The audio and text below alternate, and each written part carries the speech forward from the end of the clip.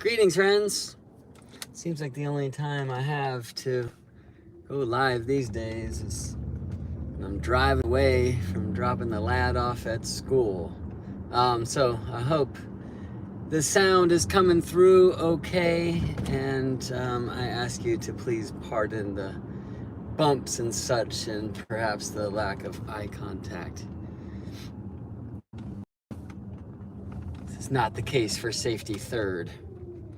I just drove by a beautiful statue of a bear, and we find some of those around here in California. Bear is our state animal, you know, and I'm driving the roads of Berkeley right now, so you may know about the University of California at Berkeley, the Golden Bears, yeah? Well, the Bears want to come and play today because some say it was Bear that chased the Pleiades away, the seven sisters. And this is from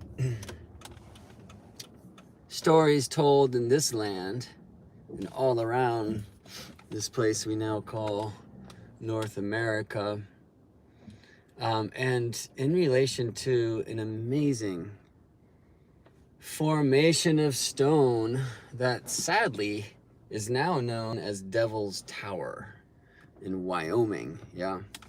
And there's a lot of work being done to erase that, well, white man's name and replace it or return it to the ancient one, or older ones like Bear's Den or Bear's Lodge. Because many of these native stories speak of the amazing geological expression now known as Devil's Tower as this bear's den. And amazingly, as above so below, there's a bear den in the heavens as well, the constellation that most of us know as the twins. Some will call that Gemini, but very importantly, constellations and signs are very different things. The twins in the heavens, the bright stars Castor and Pollux, the heads of the twins constellation, belong to a gigantic asterism that modern day astronomers call the winter hexagon. It's one of the two places where the ecliptic, the path of the sun, the heart of the zodiac, the plane of our solar system, intersects the Milky Way, the galactic plane, the plane of our galaxy, right? So solar system, like our local neighborhood, and galaxy, our city, if you will, right? Or maybe in the case of what I'm driving through, solar system, Berkeley, and galaxy, the Bay Area, something like that. Although really, I guess if the solar system was Berkeley, the galaxy would be all of Earth and all of the neighborhoods, because galaxies are gigantic. Regardless, the ecliptic, the path of the sun, the plane of our solar system, the path of planets for the most part, and the galaxy, the Milky Way, intersect in two places. One of them is right at the galactic center, right? And amazingly, in our day and age, and it only happens like this every 26,000 years, the south pole of Earth, which eternally points to 0 degrees tropical Capricorn. For like so many systems of ancient wisdom traditions, the tropical zodiac is a directional device. And 0 tropical Capricorn is the south direction of Earth, global south. The Tropic of Capricorn is as far south as the sun will ever go. And the Tropic of Capricorn is now at this galactic cross, so close to the radio telescoped galactic center, the radio telescope measured galactic center, I should say, which many of you know as 27 tropical Sagittarius. Well, that's a projection to the ecliptic, but the visible cross of the ecliptic plane, the path of the sun, and for the most part that of the planets, the heart of the zodiac, with the solar system on the southern side, is now aligned to the south pole of Gaia's spine, the sword of our stone, the world tree, our rotational axis, which itself defines the directions, okay? And on the other side, in our day and age, 0 degrees tropical Cancer, which is Earth's north pole, and the lean of that pole eternally on plane that we tropical astrologers know as the cardinal, see, north direction of the cardinal sign cusp of Gemini and Cancer. And that crossing of the ecliptic, the path of our solar, and this asterism, this kind of super constellation that modern astronomers call the winter hexagon, and it's formed of the heads of the twins, Castor and Pollux, bright, beautiful twin stars. Mars is visiting there now to make triplets. It's been an interesting sight to observe. So Castor and Pollux, and then let's continue, I guess, moonwise around, which means in the northern hemisphere view counterclockwise. And so the next star of the winter hexagon would be Procyon, the herald of the dog, the alpha star of Canis Minor, the small dog. And the next star of the winter hexagon is Sirius, right, the brightest star of our sky, and the bright alpha star of Canis Major, the big dog.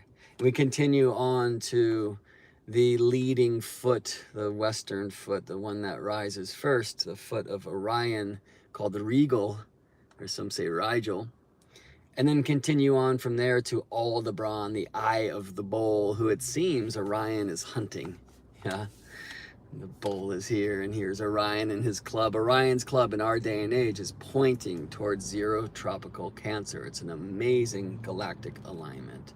So continuing on from the eye of the bull, Aldebaran, we find Capella, the goat star held by the charioteer Auriga.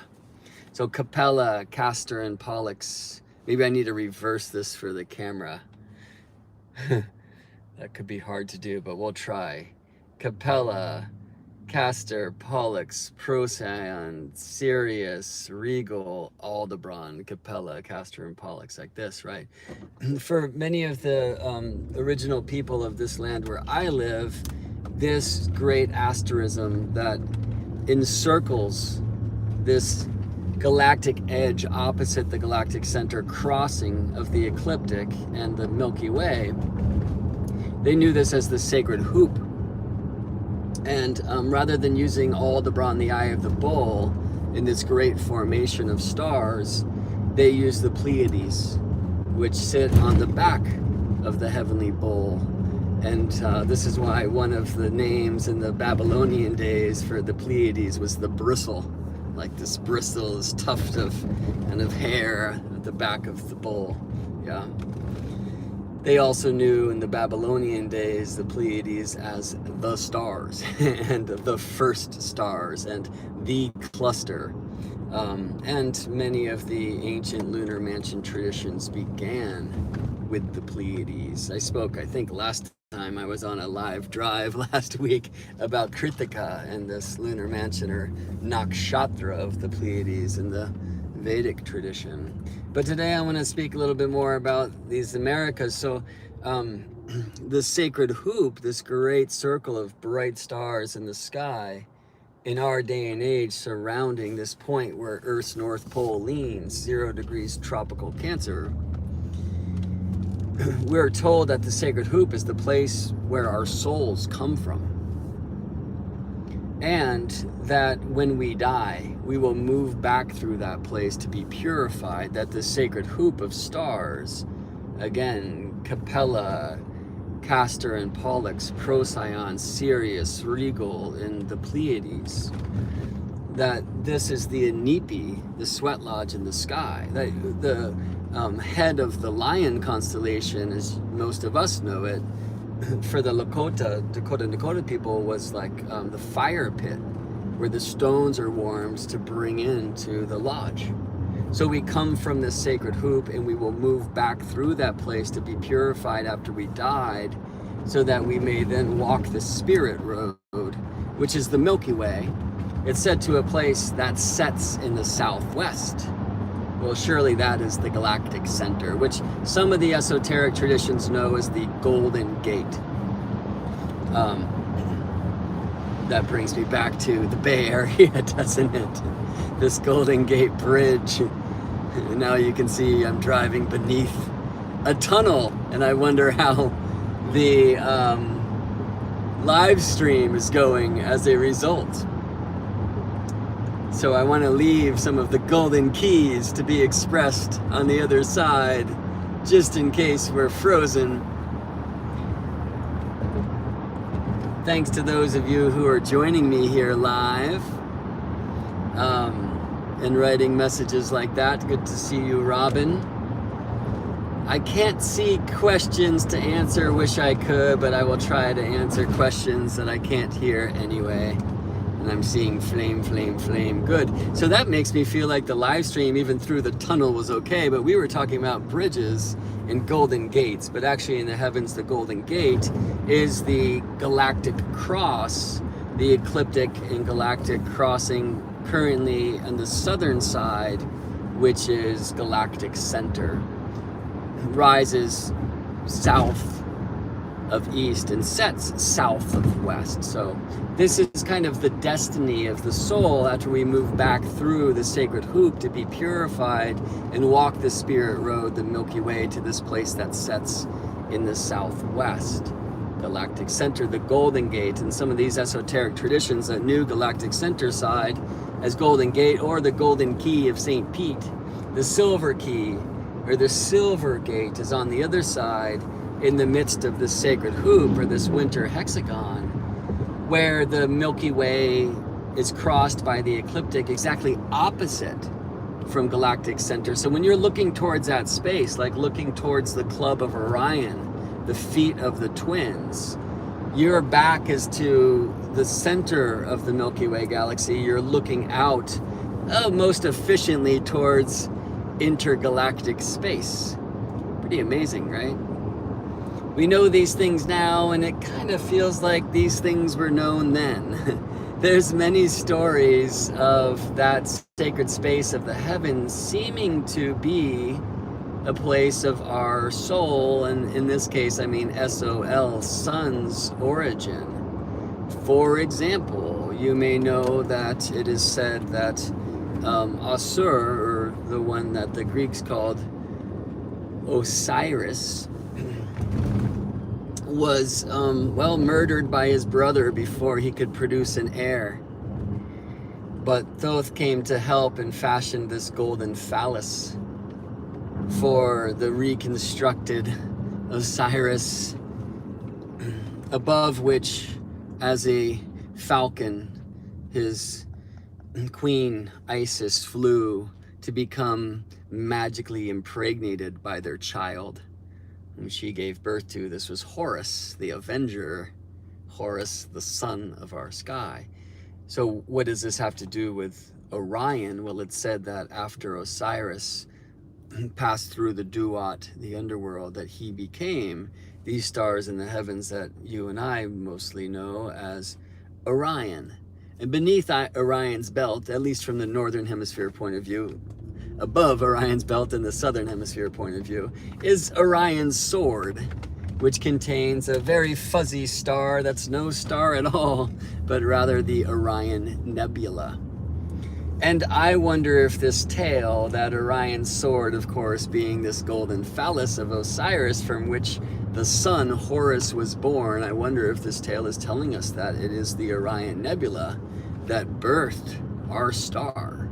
Now, the astronomers of our day and age would greatly disagree, but I find that to be an interesting thing, especially if you look towards the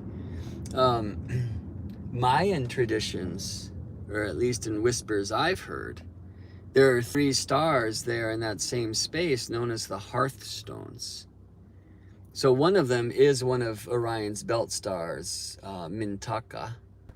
And then the 2 feet of Orion, so Rigel, one of the stars of the sacred hoop, and his other foot, Siph, that they form this great triangle in the sky known as the Hearthstones that surround the smoke of creation, which would be the Orion Nebula there in the golden phallus of Osiris, you see. I'm told that in traditional villages to this day, that when like a Mayan couple is married and they have their new home, and the hearthstone is set at the center of the home with these 3 stones for the tortilla grill, right? That the 3 stones are placed as a triangle, and it's meant to be a triangle in the heavens, the hearthstones that surround the smoke of creation. And then fire is brought from the central fire into this new home.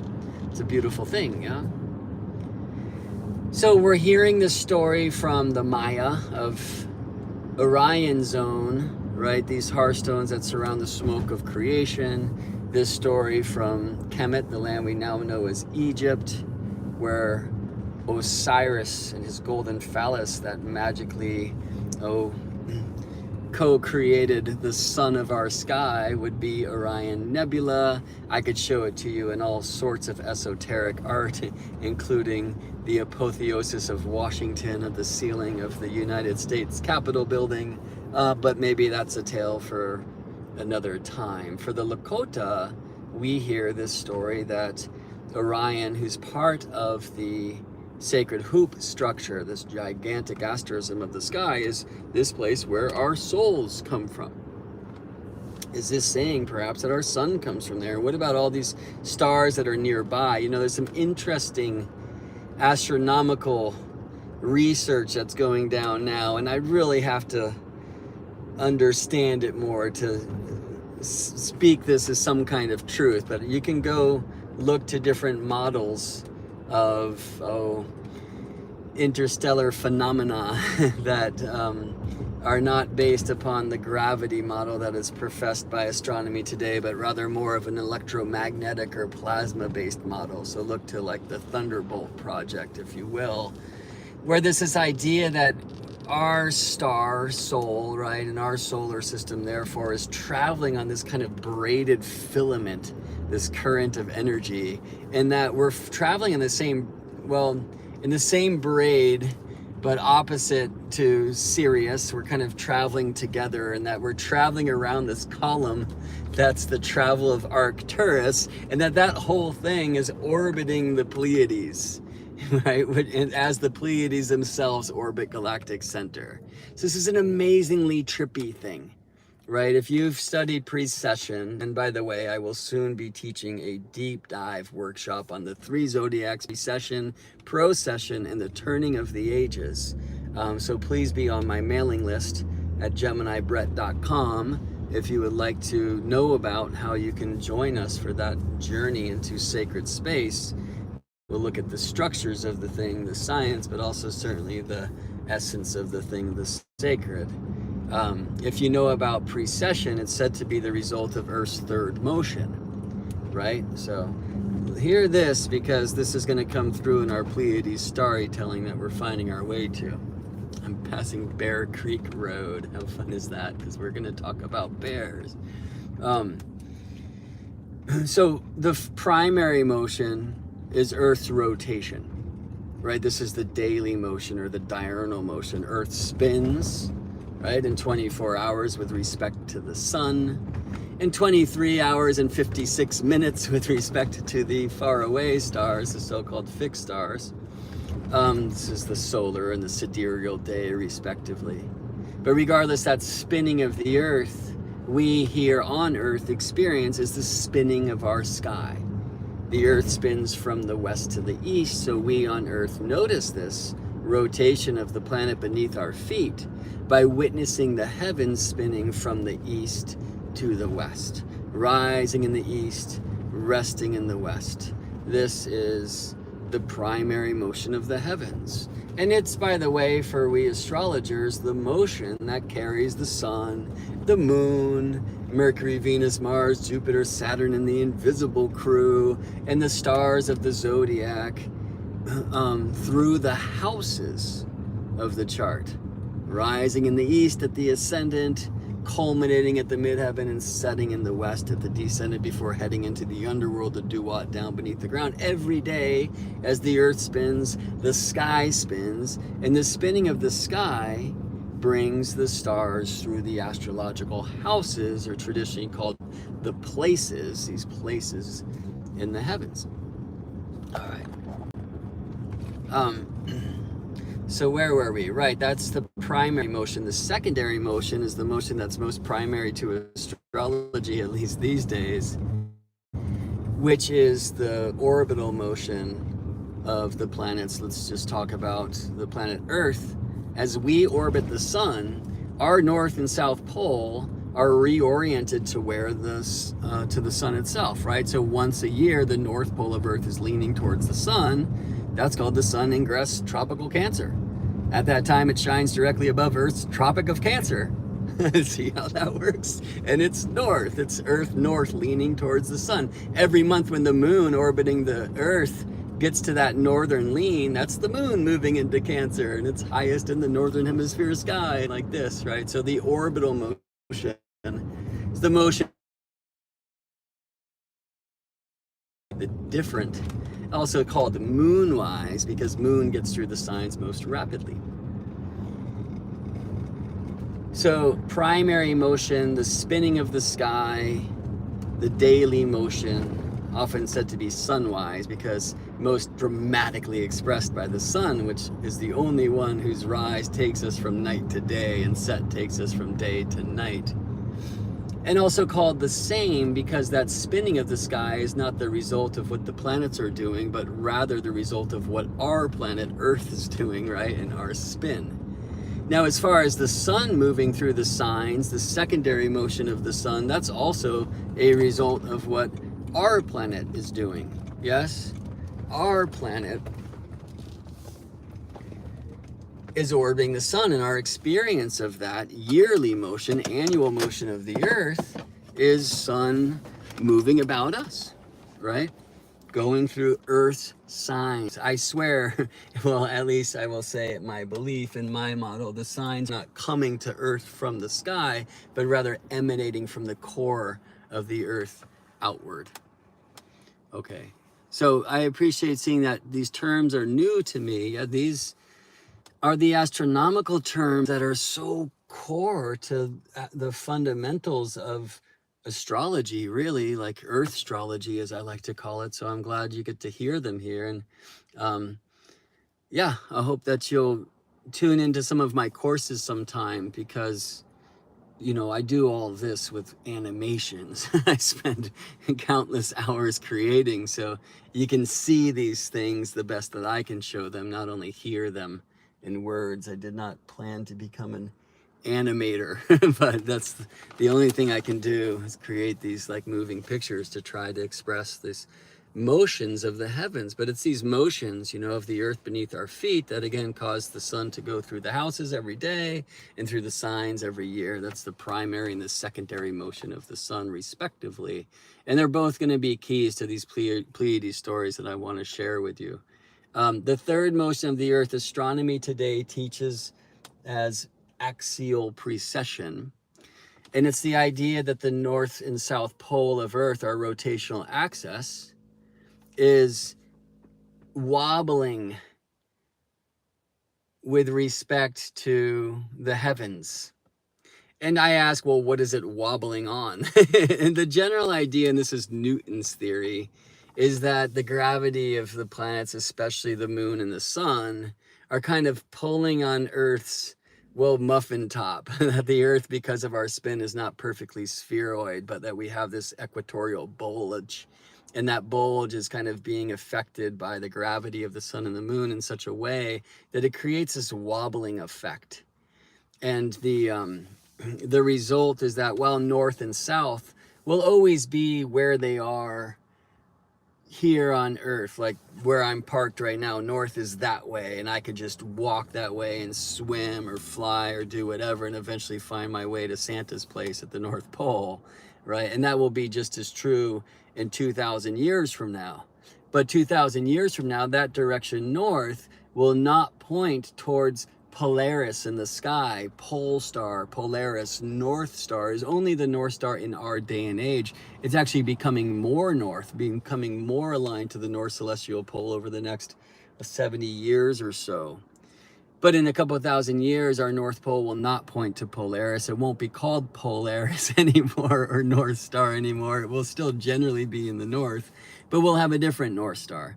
And there's plenty of times where our North Pole is not pointing to a star like it is now, just as currently Earth's South Pole is not pointing to a star. At other times it is, because there's this amazing what's called precessional effect, the third motion of Earth, where the axis of Earth, and that means the cardinal directions, and that means the tropical zodiac, is pointing to different places in the space. And this causes the precession of the equinoxes, the tropical signs, which are aligned to Earth's cardinal directions. Those are the equinoxes and the solstices, to precess or retrograde through the constellations that the signs are traditionally associated with, or through a star-based or sidereal zodiac. And this is one of the mechanisms of the turning of the ages, like the dawning of the age of Aquarius and of galactic alignment. And there's much more to say about that.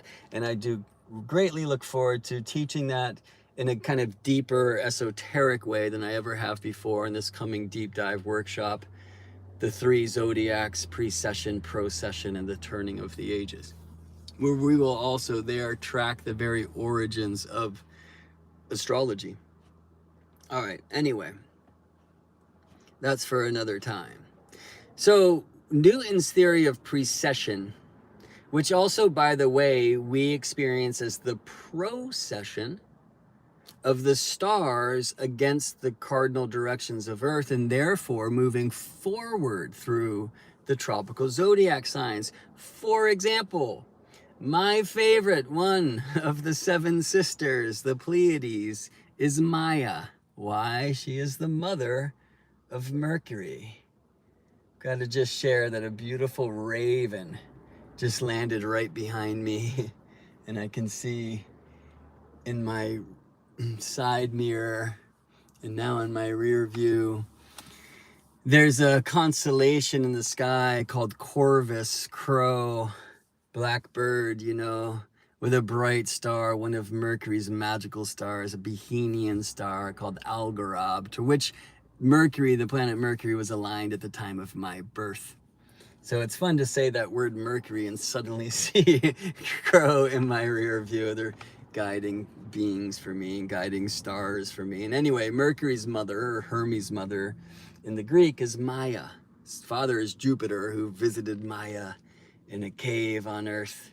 And out came baby Hermes, who on the first day of his birth relieved a tortoise from its shell and stole some cows from shepherd Apollo to use guts to make strings and create harmony, the first ever harp, to which he traded to Apollo, his half-brother, for divination and these acts like and arts like astrology, and much more to tell about that story another time, which I'm also going to be utilizing as a vehicle for a future deep dive astro workshop on star phases and planet phases, because the birth of Hermes is an absolute astronomical story that actually is it's a description of a somewhat rare planet star event that will actually help us date the time in which that story was written.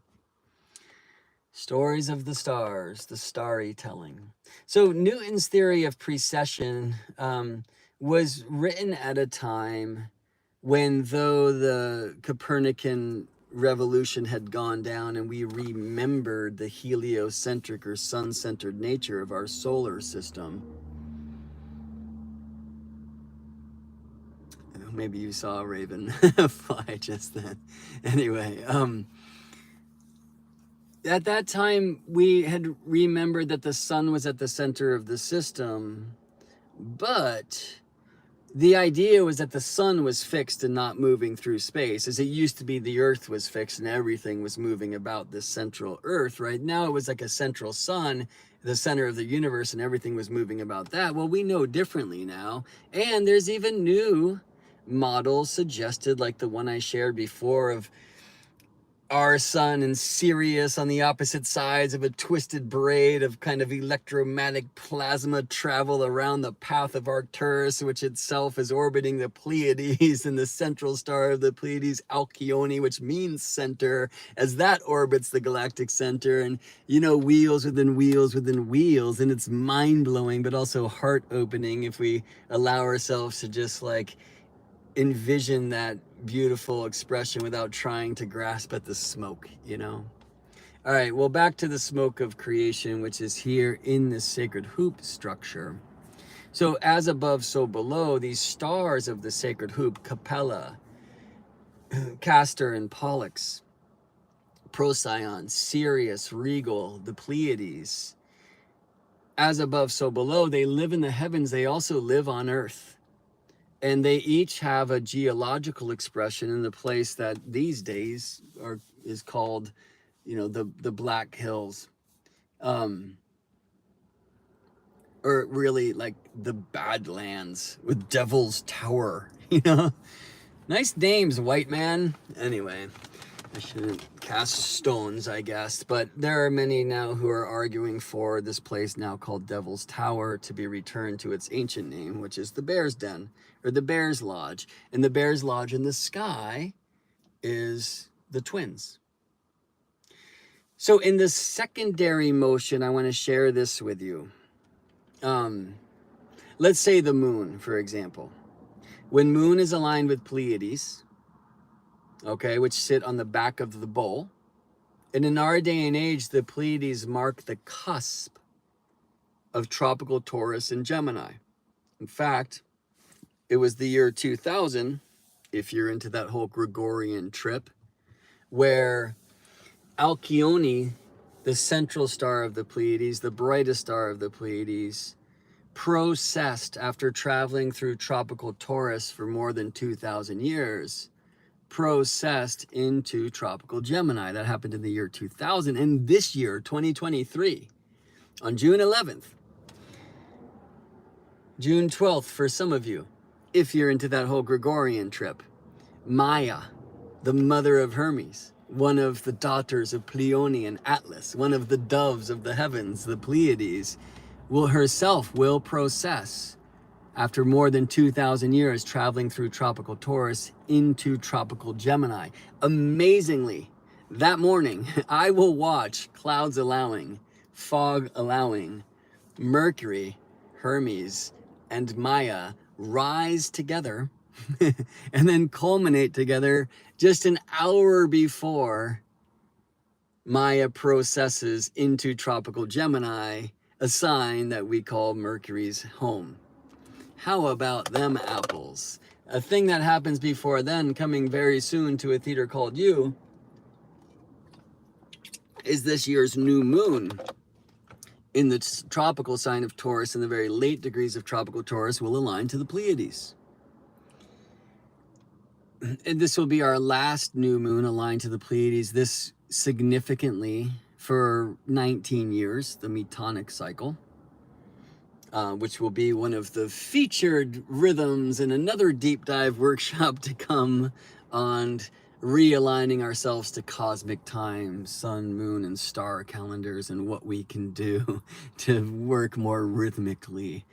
So again, if any of these workshops sound interesting to you, please just make sure you are on my mailing list, which you can join at GeminiBrett.com.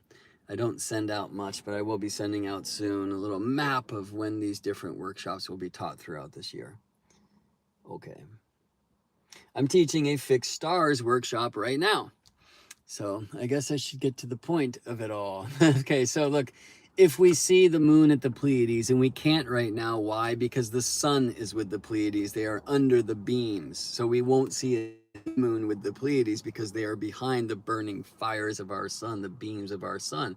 But let's say another month, you see with the moon with the Pleiades, this is like the cusp of tropical Taurus and Gemini. It's an amazing thing that in our day and age, when you see a planet at the Pleiades, like maybe some of you saw Venus so bright and beautiful, like at the Pleiades side in recent times, that is the image of a planet moving from tropical Taurus to tropical Gemini across that cusp.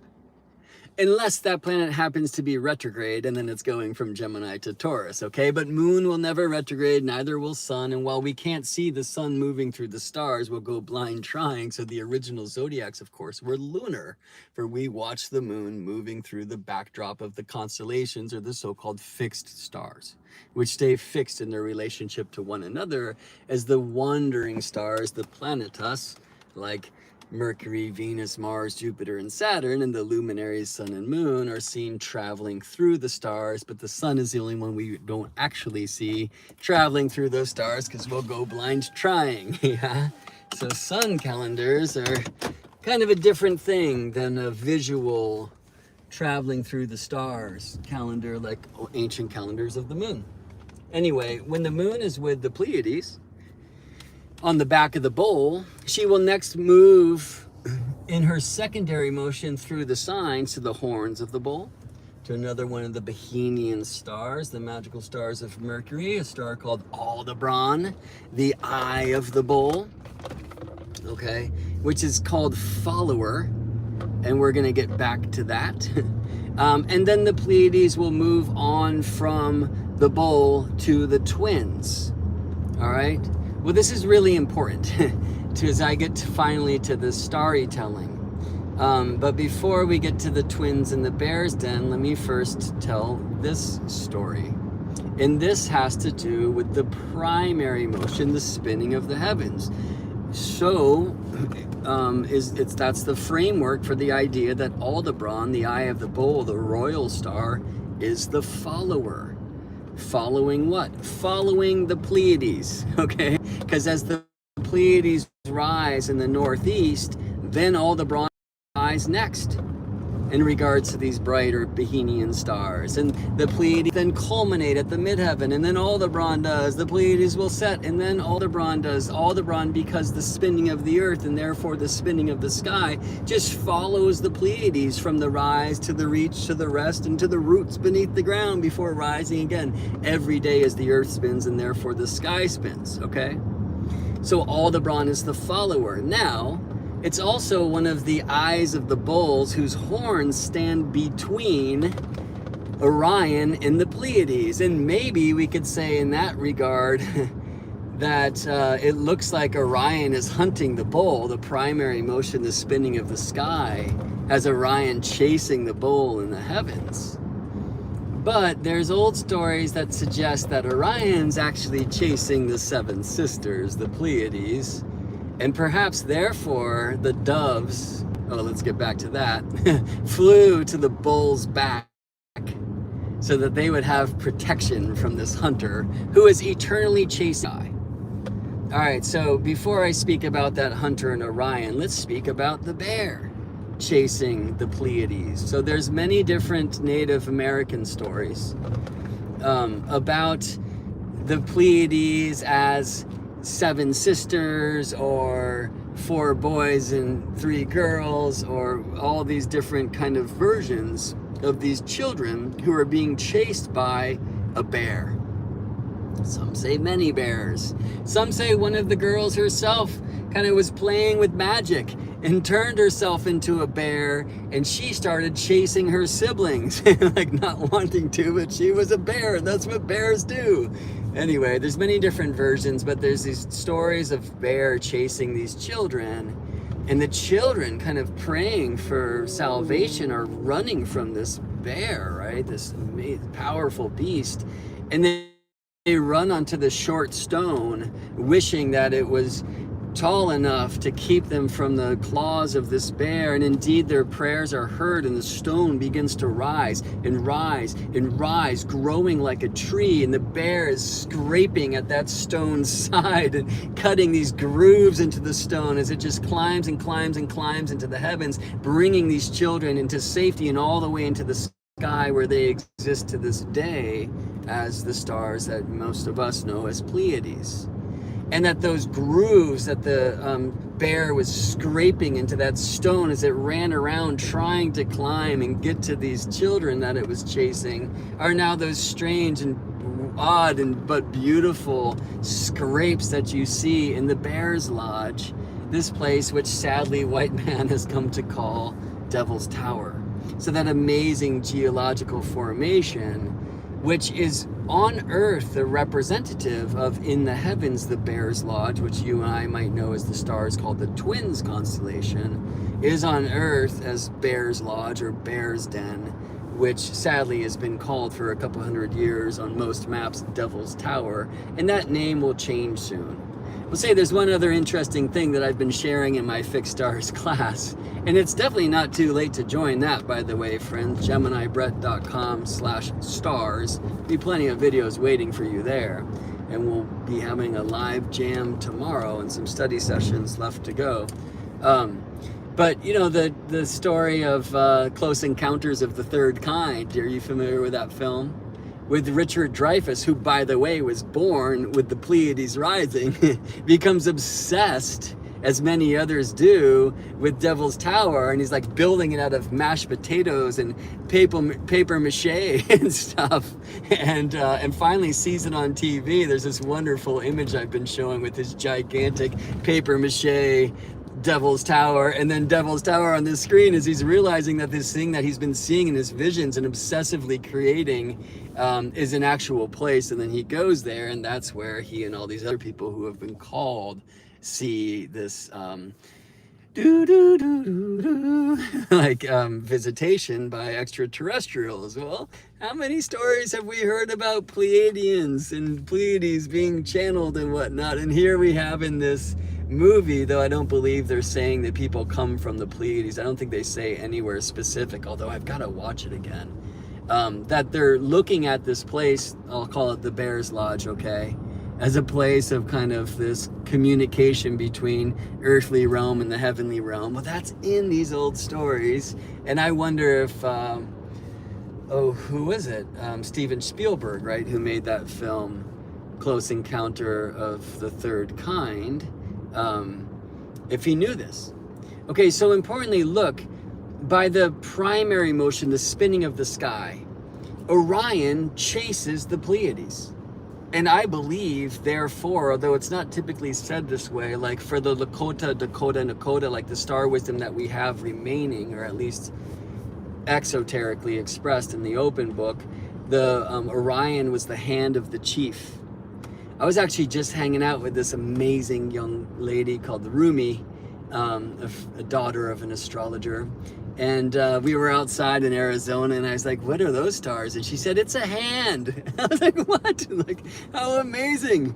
That's what so many other people see, right? Like, you are tuned in. And then she said, we're going to be astronauts, and we're going to go to get some moon strawberries, which sounds great to me. Anyway, the wisdom of the young ones, who of course are the oldest ones, you know?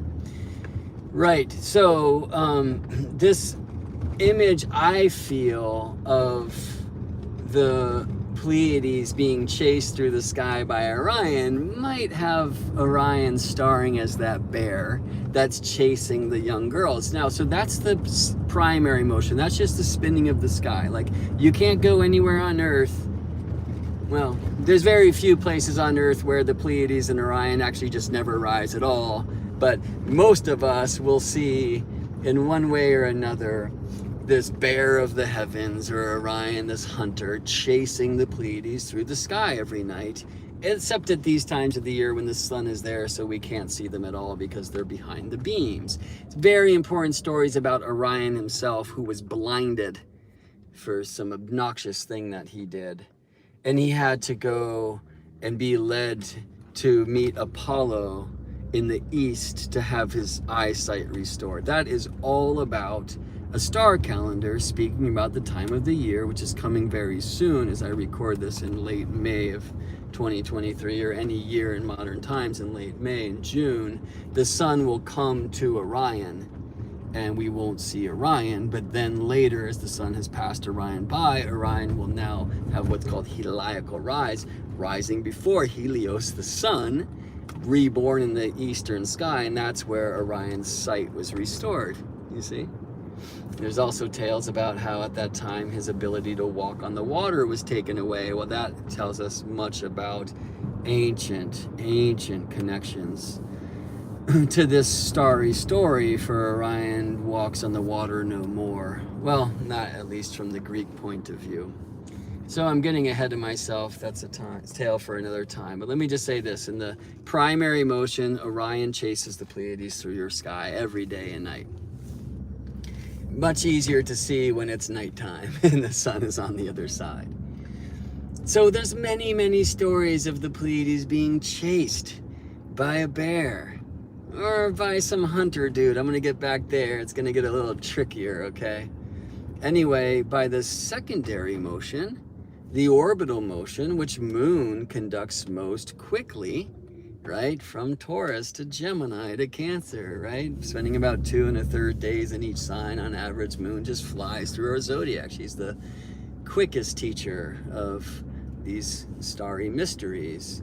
Moon will move from the Pleiades to the Bear's Den, the twins, which you may know as Gemini, but I call twins because constellations and signs are entirely different things.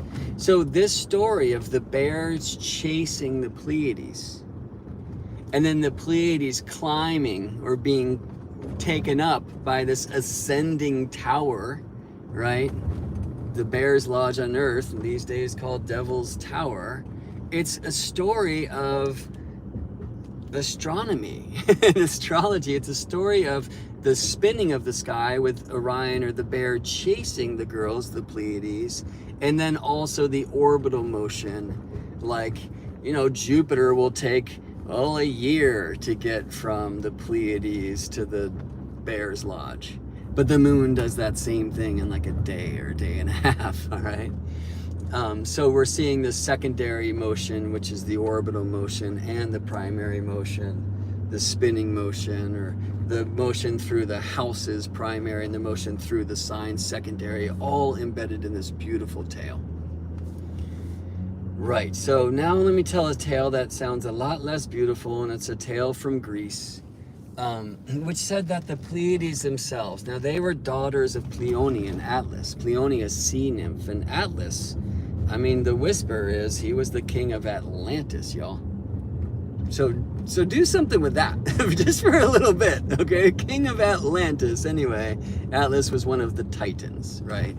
And Atlas lost in his Titan battle. He was kind of at the front lines of the Titan battle of his Titan brethren, who was Kronos or Saturn, battling the child that he did not consume, and this was Zeus, yeah, Jupiter. And the Olympians, Zeus and crew, won this 10-year war, right? And as prophecy had been spoken by Gaia, did indeed take the kingdom from the Titans, and Atlas was punished, forced to hold the heavens from the earth. Some say this is the role of the Atlas Mountains, named for him. But some say the Pleiades simply went into the heavens to mourn with their father's fate, that this is such a terrible thing that he had to deal with, eternally holding the heavens on his shoulder. He was only relieved once when Hercules came to receive Atlas's help in getting a very special apple or a few. He's like, hey, let me hold that thing for you. And then he kind of tricked him into taking it back onto his shoulder. Anyway, so some say these Pleiades, weeping for this fate of their father, chose to be placed in the sky at his side. For the Pleiades cluster, the star cluster, really is the 7 sisters, but you can also see with them the rising after them, Pleione and Atlas, their mother and their father, at least from the Greek tradition. Now, in some other stories, the way they got there was kind of rough. And however, I think it's a really important tale for us to hear and remember. And the story goes like this: the Pleiades themselves were kind of friends, or maybe even reverend priestess disciples of the great Artemis, a goddess of the moon, right? And while virgin, friends, certainly does not mean chaste and celibate. No, it means unmarried and strong unto oneself. It's an important thing we must reclaim and offer this power back to the priestess who at one point had the nun's habit stitched on her and was told to only be celibate. It is said that when Diana or Artemis was quite young, she did ask her father, Zeus Jupiter, whose head she was born from, to give her and grant her eternal virginity, right? And in that sense, I mean chastity, celibacy, that she just wanted to be a woman of the woods and not have to deal with, like intimate excursion. And she was the huntress, right? This great bowwoman, yeah. And so the Pleiades, it said these 7 sisters and their mother Pleione were like rolling with Artemis in the woods. And it said that Orion had an eye for him, this great hunter, this giant, this son of Poseidon, and that he chased them. And he chased them for years and years, it said, which is an interesting thing that I'm kind of interested in exploring through kind of astro mystery. I haven't cracked that code yet. But that eventually they were saved from his chase by being turned into doves by Zeus, and that they, as doves, flew into the heavens and became the Pleiades now. I mean, there's some other stories of Orion's discretions. I told that in a very euphemistic and light version without using the big R word, okay? Where he's blinded and punished and loses his ability to walk on waters, or Gaia creates this scorpion to sting and kill him because he said he could kill with his great hunting powers all the animals on Earth in his attempt to impress Diana Artemis, this great goddess of the moon, because he really wanted to be at her side.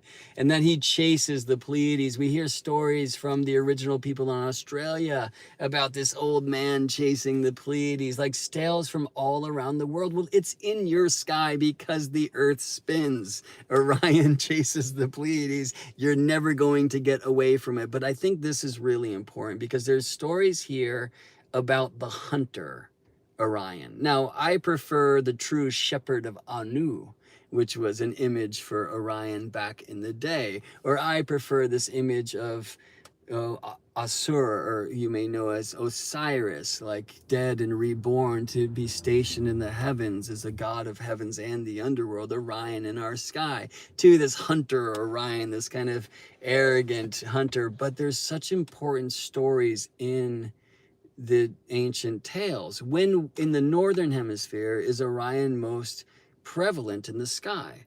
And the answer is winter time. And this changes with precession or procession very slowly. It's a little bit different than it was a couple thousand years ago in ancient Greece. But still, we see Orion in the winter, and that was even more true back then. Well, what was even more true back then was you couldn't just go to the grocery store and buy kiwis from the other side of the world during the winter time. And so this was a time where many animals were sacrificed, and the hunt was the source of food. Yes?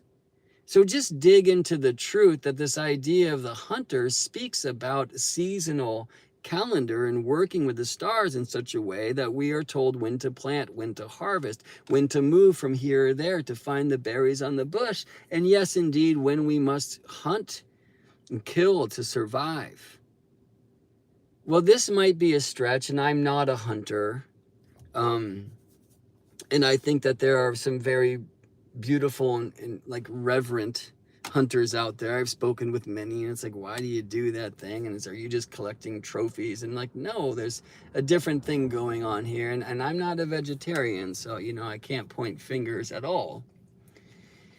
But my feeling is also this idea of survival and hunting and killing and that kind of like spotlight vision rather than the kind of wide eye, right? With the wide, the gatherer, right? And more kind of nocturnal and vision based, and the narrow, the spotlight, more diurnal, right? And like focused and hunting, yeah? That thing tends to bring us more into kind of alpha state, and that out of that state, we are more potentially, it's more possible that we will fall prey to some of the human dynamics like, narcissism, which we certainly see in the Orion stories. Dominion, which we see in the Orion stories. And here's that R word, like rape, you know, like chasing these who do not want to be chased or sought, you know, and are turned at birds to escape. Now, this is a story of the stars. The Pleiades are chased because the Earth spins. You know, but they are also seen prominently at this time in the northern hemisphere sky in the winter, this time of the hunt. And the story is a reminder to do what you got to do to survive, but don't be a dick about it. Do you see what I'm saying? And stay centered, right? And like anchored in your light and your love and your truth and your honor and all those things. Like hunt for the right reasons and with reverence and respect, right? And this is the whole story of like Artemis, right? But don't hunt that which you are not meant to hunt, or do not chase that which is not meant to be chased. So I love that the Pleiades are the bristle in the back of the bull who stands ever between them and Orion and his hunting dogs and whatnot, who themselves are just chasing a rabbit, you know? Anyway. So there are some stories with a bunch of astronomy behind it. Again, I love to teach this much more so with moving pictures, and I'm really excited actually to teach a class tomorrow for this fixed stars course, and you're welcome to join Grounding the Fixed Stars into Your Astrology. You will find a bunch of stuff waiting there for you already should you join, but you will also find some opportunity to connect live through study group and a class that will air tomorrow where I will show these starry stories of the spinning sky and orbital motion through beautiful animation. All right, thanks for spending some time with me here, friends. If you dug this long trip, this long drive home, please give a like to the video and maybe share it around with some folks who you feel might like it too. Any comments you might leave, I would also greatly appreciate, and look forward to hearing what you've had to say and have to say in a time that I currently perceive to be the future. Time is real because Earth spins and orbits and all the things. See you in space, friends.